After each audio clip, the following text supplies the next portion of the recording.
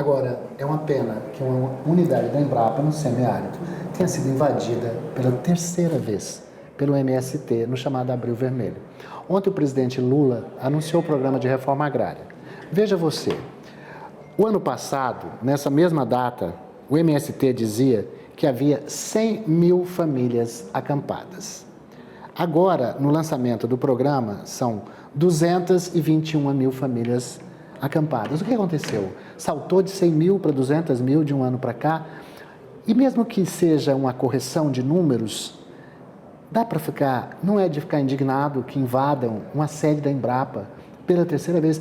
Sede da Embrapa é para a reforma agrária, Ana Amélia? Mas a Embrapa devia ser tratada pelo MST com todo respeito, exatamente pelo trabalho desenvolvido para criar a chamada agricultura orgânica, a agricultura, a agroagricultura que eles falam, a agroecologia que eles defendem e que está correto. Agora, não é aceitável de nenhuma forma que um bem público dedicado à ciência e à tecnologia para a agricultura, não importa o tamanho. O Brasil é muito grande, é para a agricultura familiar, é para os assentamentos, é para a agricultura de cooperativa, é para a agricultura de precisão, é para a agricultura grande, média, de todos os tamanhos. A Embrapa é pública, uma empresa pública.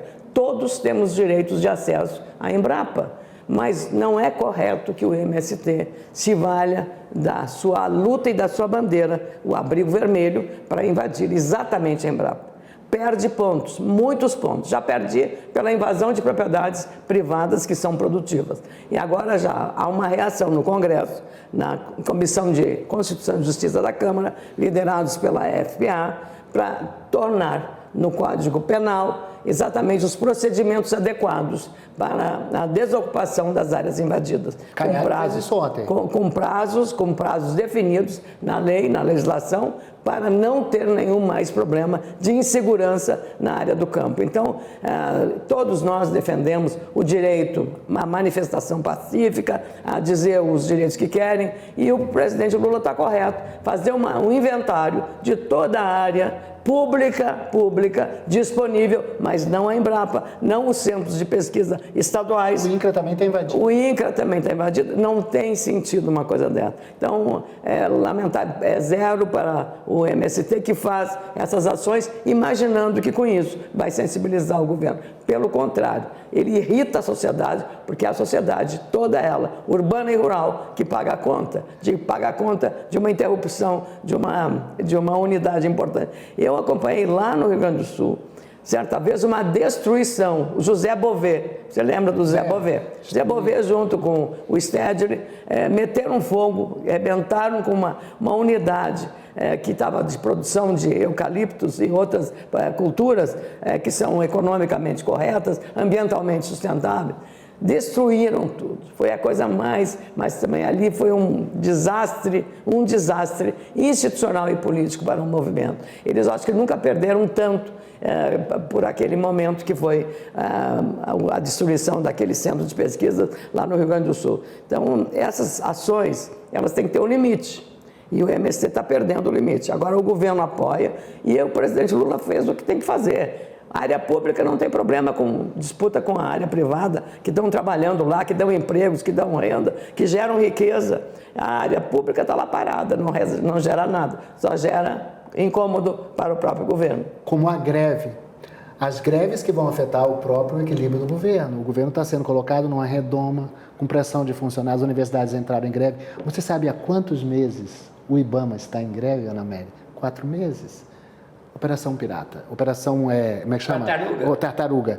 Operação Tartaruga num país Operação que precisa... padrão. Com Roraima pegando fogo, precisando combater ainda desmatamento, porque estamos falando que não está resolvido o problema, se resolve com o fiscal presente. Como que você vai combater crimes ambientais do escritório? Aí eu te pergunto, meu querido Valteno, quem é refém de quem? O corporativismo? A esquerda? O PT, que comanda em alguns sindicatos? Quem é o responsável por isso? Numa instituição como o IBAMA, que tem uma responsabilidade muito grande com a área ambiental.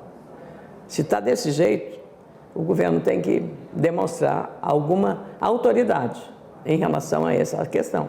Mas ele alimenta um pouco essa Claro. força do corporativismo. E No aí, caso das universidades. na hora de resolver o problema, que é da sociedade brasileira, fica essa encrenca. E aí a sociedade fica refém exatamente de um corporativismo que hoje não se justifica pela democracia que se vive, com a capacidade que o governo tem de dialogar com esses movimentos, de falar com ele. Olha, tem limite, vamos parar, tem que funcionar, as entidades têm que funcionar. Imagina se parar isso agora na área de saúde, Valteno.